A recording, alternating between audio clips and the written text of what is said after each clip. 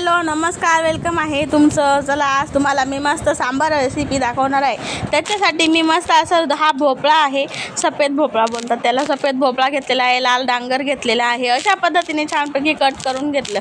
3-4 आपल्याला घेते होतं। त्याच्यामध्ये जे आळूचे कंद असतात ना ते सगळं घ्यायचं, मस्त असं शिजू द्यायचं। त्याच्यामध्ये मी टाकलेलं होतं चिंच। तर आधी चांगली पाण्याला उकळी येऊन द्यायची, पहिले हे सफेद भोपळा ते थोडंसं शिजवून घ्यायचं आणि नंतर मग आपल्याला चिंचेचं पाणी घालायचं आहे, कारण आळूचे कंद वगैरे शिजायला थोडासा उशीर लागतो नाही का टोपामध्ये, त्याच्यामुळे।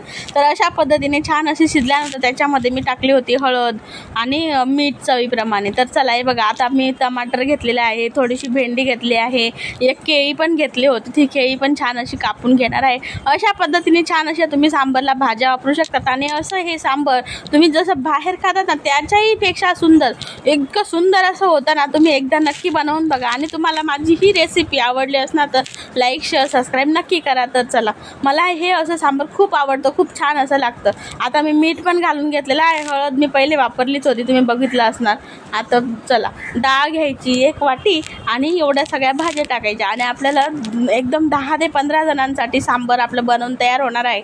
आणि भाजीची सुद्धा गरज पडणार नाही, नुसतं सांबार आणि आपण चपाती भाजी भात कशासोबत सुद्धा हे सांबार खाऊ शकतो आणि एन्जॉय करू शकतो। तसं तर इडलीसाठी तर अजूनच छान। आता बघा, त्या भाज्या थोड्या ज्या कमी वेळ लागतो शिजायला त्या नंतर घातले, कारण आपल्याला भाज्या अशा सगळ्या दिसल्या पाहिजे। आता हे केळी घेतली होती, एक केळी ती पण अशी कट करून घेतली आणि ते बघा मस्त चेक्स आकारामध्ये मी सगळ्या भाज्या कापून घेतल्या होत्या आणि छान अशा शिजू दिल्या। आता एकीकडे मी कुकरमध्ये 1 वाटी डाळ घेतली होती आणि ती पण छान अशी शिट्ट्या काढून घेतल्या। आता आपली डाळ पण चांगली शिजून झालेली आहे, मी दाखवते बघा। भाज्या तुम्ही बघू शकतात कशा पद्धतीने मस्त अशा शिजलेल्या आहेत, ते बघा एकदम नरम अशा झालेल्या आहेत। चला, आपल्या भाज्या शिजून झाल्या तर आपण डाळ बघूया शिजली का। तर बघा, डाळ तर इतकी मऊसूत अशी छान अशी मी हळद टाकून आणि शिजवून घेतली होती, बघू शकता तुम्ही। आता आपण छान अशी एकजीव करून घेऊया आणि सांबार मध्ये डाळ आपली मिक्स करून घेऊ द्या। हे बघा, खूप छान अशी बघा, किती कलर पण किती छान आहे। आणि ह्या सांबारला आपल्याला बिना तेलाचा थोडासा पण तेल आपण वापरू नाही शकत, फक्त चटणी वरून तडका लावण्यासाठीच फक्त मी तेल वापरणार आहे। तर किती तेल टाकणार ते पण बघा। आता मी डाळ पण छान मिक्स करून घेतली, तुम्ही कलर बघू शकता सांबारचा किती छान असा आलेला आहे। आता याच्यामध्ये मी सांबार पावडर 2 चमचे टाकली आणि कढीपत्ता टाकला, बघू शकता। आता एक छान असं मिक्स करून घेऊया आणि एक उकळी काढून घेऊया,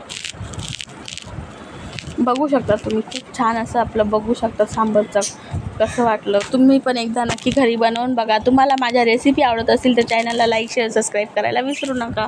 बघा किती छान असं सांबार झालं ना, वाव। नक्की एकदा करून बघा बरं का। आणि तुम्हाला माझे व्हिडिओ जर आवडत असेल ना, तेवढं बेल आयकॉन प्रेस बनवून तयार आहे। बघितल्याबद्दल धन्यवाद।